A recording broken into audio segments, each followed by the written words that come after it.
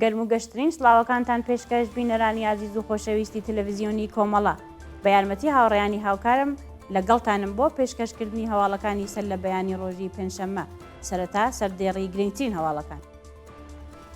درێژەی بەڕێوەچوونی مەراسمەکانی نەورۆز لە کوردستان، ناڕەزایەتی کادری دەرمانی خێراییە پزیشکیەکانی جوانڕۆ، ئازادی کاتی دوو بەندکراو لە زیندانی نەغەدە بەدانانی بارمتا، بەڕێوەچوونی مەراسمی چوارشەمە سووری لە زیندانەکانی ئیڤین و قەزل حەسار، خراپی دۆخی بەندکراوانی ژن لە زیندانی لاکانی ڕەشت.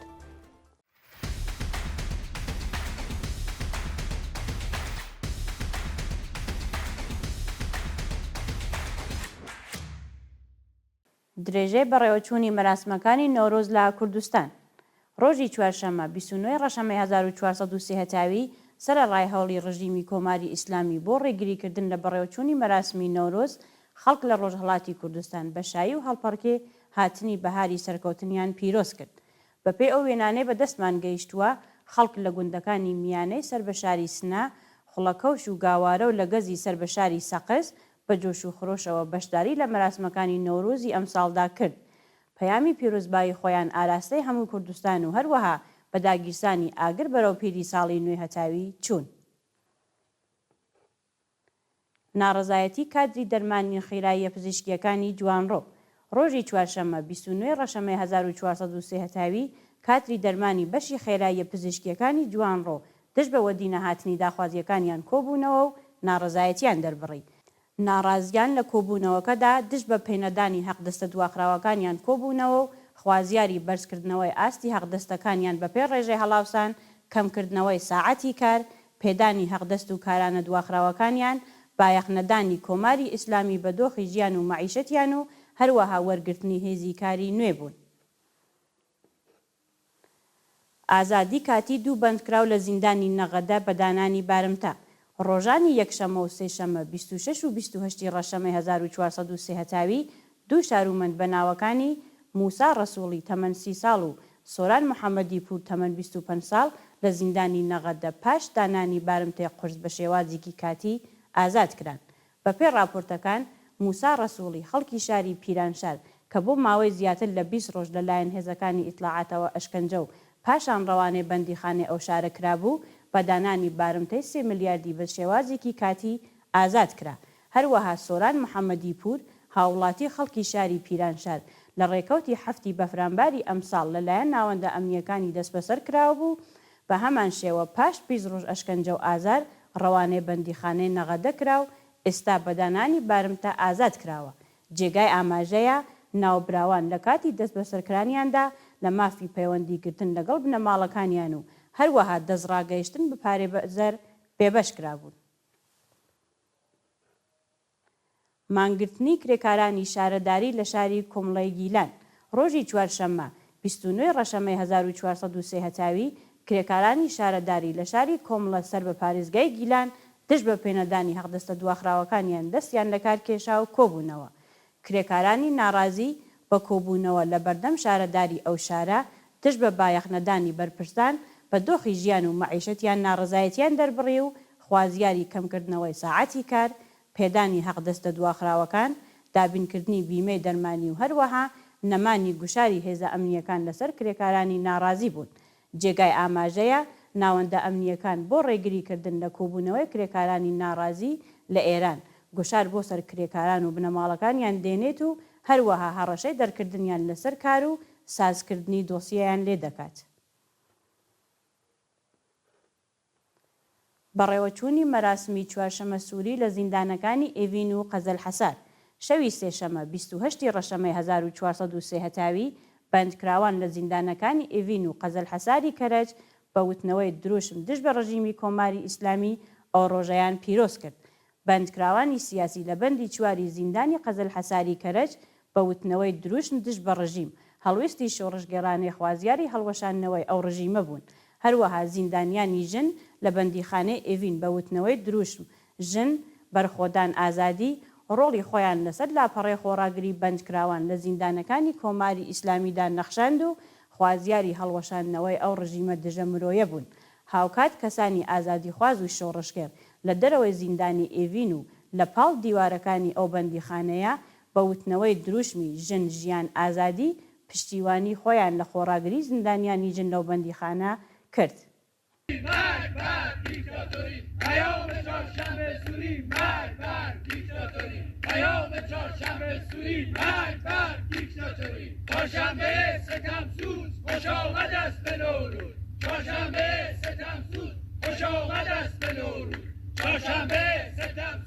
خوش آمد است به نور شراره های سرخاب نگفتن است اعدام شراره های سرخاب نگفتن است اعدام مرگ بر خامنه‌ای لعنت بر خمینی مرگ بر خامنه‌ای لعنت بر خمینی مرگ بر خامنه‌ای لعنت بر خمینی خامنه‌ای جهان بیکشیم زیر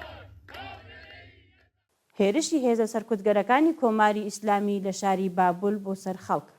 شەوی سێشەممە 28 ڕەشەمەی 1403 هەتاوی هێزە سەرکوتگەرەکانی ڕژیمی کۆماری ئیسلامی هێرشیان کردە سەر بەشداربووانی مەراسمی چوارشەمە سووری لە شاری بابل. بەپێی ئەو وێنانەی بەدەستمان گەیشتووە خەڵکی شاری بابل وەکو هەموو ساڵانی دیکە هەوڵی بەڕێوەبردننی مەراسمی چوارشەمە سووری لەو شارەیان داوە، بەڵام بەهۆی ترسی ڕژیمی کۆماری ئیسلامی لە کۆبوونەوەی خەڵک و دیسان دەستپێکردنەوەی شۆڕشێکی نوێ لە ئێران بە هێزە سەرکوتگەریەکانیەوە هێرشی کردوتە سەر خەڵک و هەوڵی بڵاوە پێکردنیانی داوە. جێگای ئاماژەیە تا کاتی داڕشتنی ئەم هەواڵە زانیاریەک سەبارەت بە دەستە بەسەرکراوان و برینداربووان لە بەردەستان نییە. بەستنی شەقامەکانی گوندی پیانی ئیزا لەلایەن لاوانی شۆڕشگێڕەوە.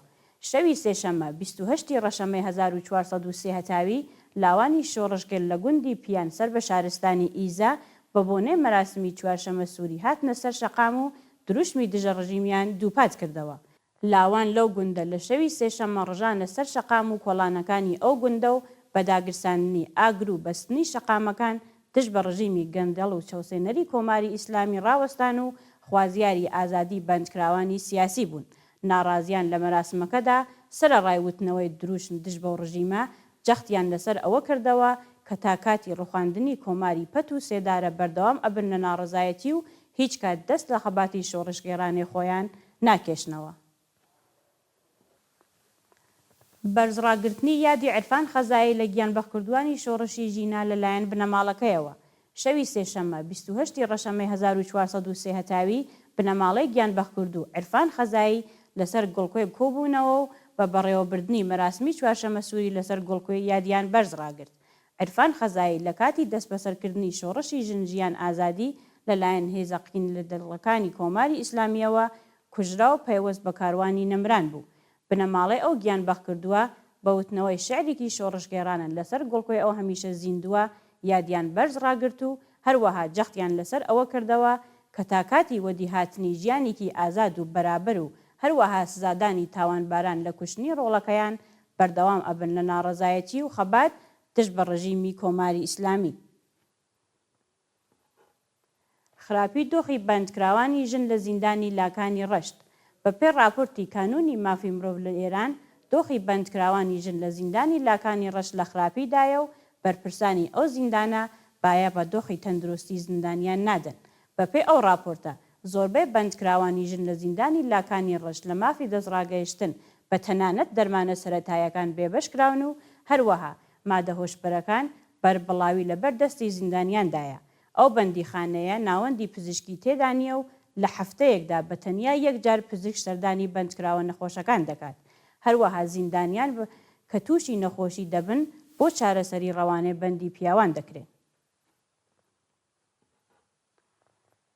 دوایین هەواڵمان سەبارەتە با لە سێدارەدانی سێ بەندکراو لە بروجێرد و سێمنان. لە ڕۆژانی ڕابردوودا سێ بەندکراو لە زیندانەکانی بروجێرد و سێمنان بە تۆمەتی کوشتنی بانقەست و پەیوەندیدار بە مادە هۆشبەرەکان ئیعدام کران. بەپێی راپۆرتی ڕێکخراوەکانی مافی مرۆڤ دوو بەندکراو بە ناوەکانی مرتەزا کازمزادە تەمەن 30 ساڵ و خەڵکی سمنان و محەممەد ڕەزا بەسیری تەمەن 27 ساڵ و خەڵکی شاهرود بە تۆمەتی پەیوەندیدار بە مادە هۆشبەرەکان لە زیندانی سمنان لە سێدارە دران. هەروەها زیندانیەکی دیکە بە ناوی حاتم شاهپەسەندی تەمەن 44 ساڵ کە بۆ ماوەی زیاتر لە 5 ساڵ بە تۆمەتی کوشتنی بە ئەنقەست لە زیندانی بروجرد ڕاگیرا بوو، ڕێکەوتی دووشەمە 27 ڕەشەمە لە هەمان بەندیخانە لە سێدارە درا. بینەرانی عەزیز و خۆشەویست، هەواڵەکانتان پێشکەش کرا. هەر شاد بژین.